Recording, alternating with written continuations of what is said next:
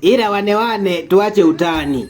Inaonekana dada Mundi Platinum mwezi mtukufu wa Ramadhani alikuwa afungi, anaandaa ngoma. Yaani inaonekana alikuwa busy studio kuliko futari. Mwezi mtukufu wa Ramadhani wengine wanafunga, lakini dada Mundi Platinum yeye yupo busy studio anatengeneza iti. Ila jamani wale dada Mundi Platinum kwa kweli huyu jamaa mwacheni tu kwa kweli.